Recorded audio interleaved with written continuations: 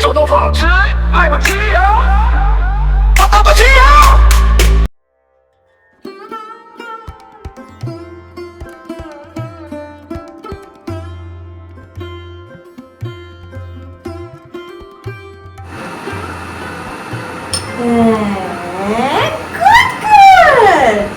Good girl.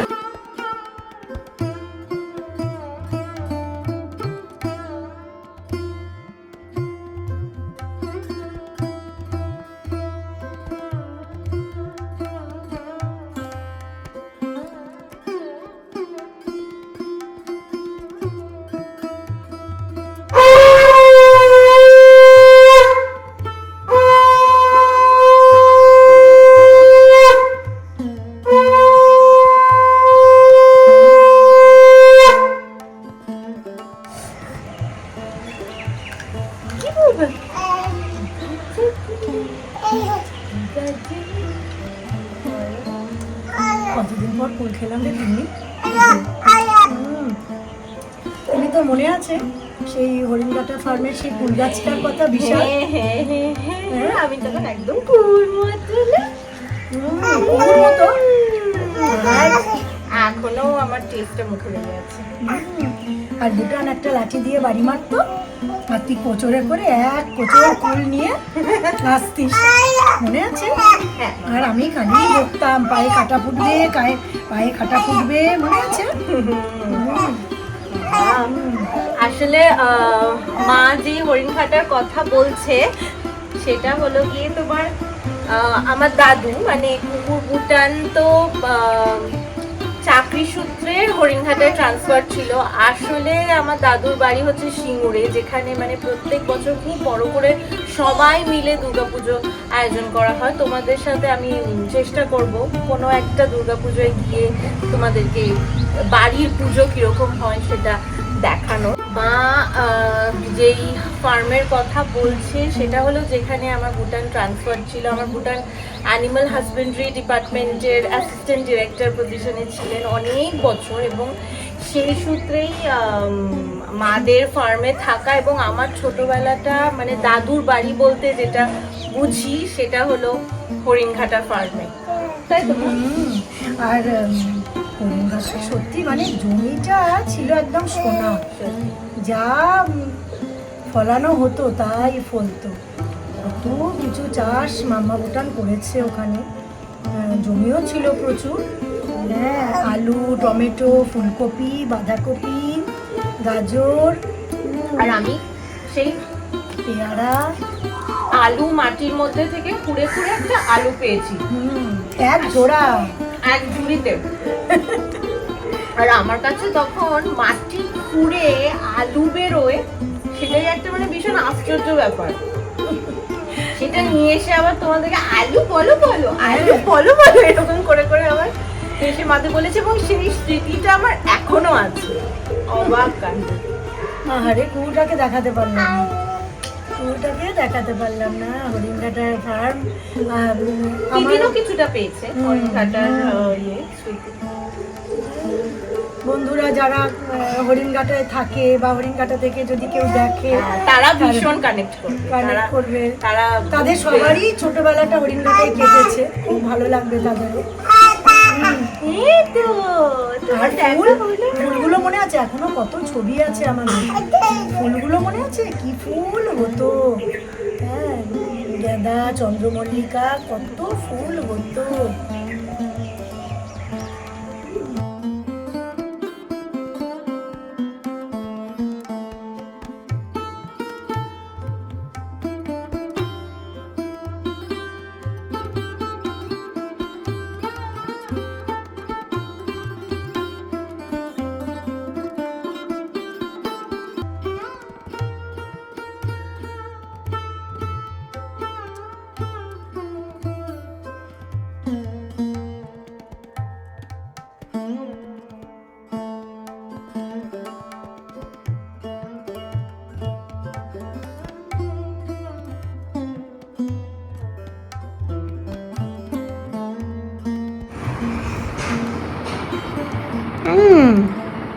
ভাজ করো, ভালো করে ভাজ করো, সুন্দর করে ভাজ করো, করো করো করো মা।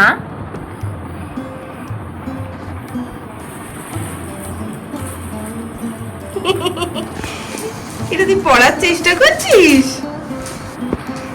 এটা এম করে পড়তে পারবি না তুই, এম করে পড়া যায় না বাবা। বুটান একটু নিচে ডাকছে, কুহু আর বাবাও বুটানের মামার সাথে নিচে খেলছে। কেন ডাকলো চলো দেখি। বলো। আজকে না, হ্যাঁ তোরা যে তিতিনের ওখানে বেড়াতে যাবি হায়দ্রাবাদে, হ্যাঁ মামা তিতিনের জন্য পাটি সাপটা তৈরি করেছে, করছি। আর আমি সব জিনিসপত্র এনে দিয়েছি, নারকেল, সুজি। তাই? এটা তো জানা ছিল না। হ্যাঁ, করে আজকে রান্নাঘরে থেকেই করছে এগুলো। উরি বাবা, তালের বড়া করবে। হ্যাঁ তিতিন বলেছে আমাকে, দিদি তালের বড়া নিয়ে আসবি। হ্যাঁ, তালের বড়াও করছে। ওয়াও, এটা তো ধরতে লাগবে ক্যামেরায় মামা। প্রথমে নারকেল কোড়াটা নিলাম, নিয়ে আর তার অর্ধেক পরিমাণ চিনি নিয়ে খুব ভালো করে মাখবো। হ্যাঁ, যখন তেল বেরিয়ে যাবে, যে তেল বেরোবে, তখন নারকেল কোড়াটা গ্যাসে বসাতে হবে। আচ্ছা, গ্যাসে বসিয়ে তাকে পাক দিতে হবে। হ্যাঁ, পাক দিলে সন্দেশের মতো যখন হয়ে যাবে, তখন পুর তৈরি হয়ে গেল। পুর তৈরি হলো, এখন বাইরেরটা কঠিনটা তৈরি করতে হবে। ময়দা, সুজি, নারকেল গুঁড়ো, চিনি দিয়ে মাখতে হবে ভালো করে। মেখে একটা লিকুইড, কি বলবো, একটা লেই তৈরি করতে হবে। এই তার ভেতরে এই নারকেলের কোড়া দিয়ে, নারকেলের সন্দেশটা যে তৈরি করেছি সেইটা দিয়ে পাটিসাপটা তৈরি হবে।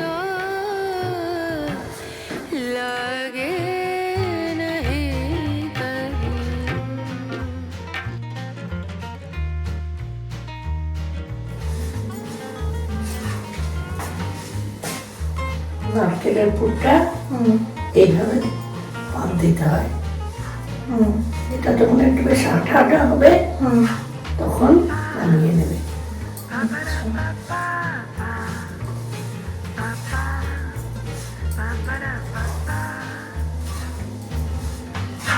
পারবে তো করতে? দাও। বলো, মামা থেকে শিখে তোর জন্য নিয়ে যাচ্ছি।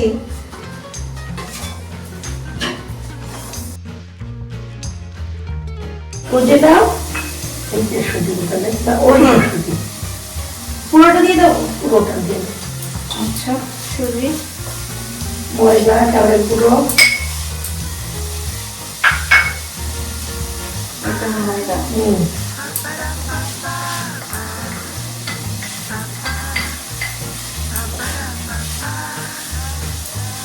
চালের গুঁড়ো,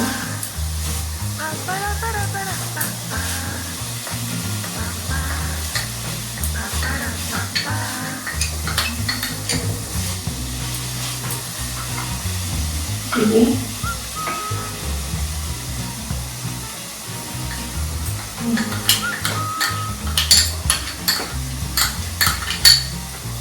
জল দেওয়া,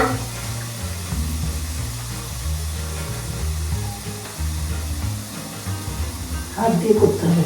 পুরো অল্প অল্প করে, মানে আটা মাখার মতন করো তো? না, আটাটা আরো বেশি পাতলা হবে। আচ্ছা আচ্ছা।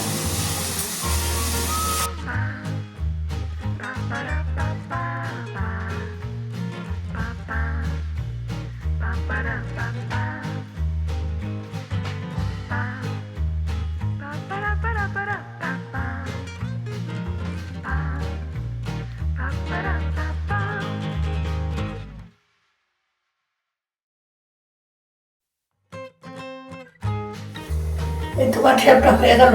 আবার কি, এই খেয়ে টেস্ট করে দেখো এখন কেমন হয়েছে। ওগুলো দিয়ে দেবো না? দে দে।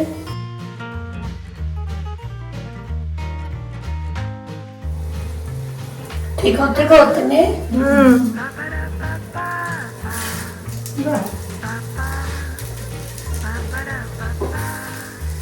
আমি পারবো না তোমার মতন। হ্যাঁ সবাই পারবে, এটা এমন কিচ্ছু না।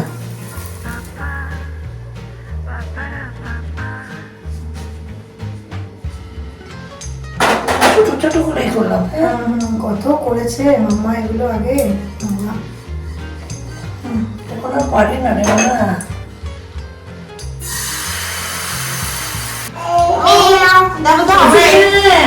কি সুন্দর সুন্দর বাটি ছাড়তে, তুমি খাবে নাকি? হ্যাঁ।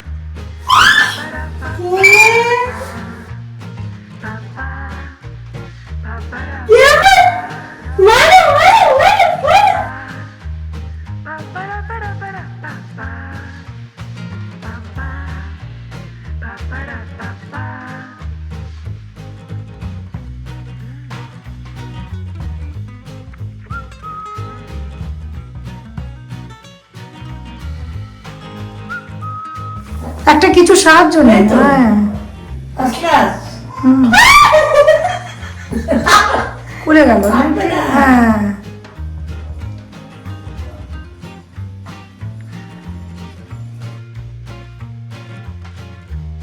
跪下的一转头，原来离家多年，时常都不老。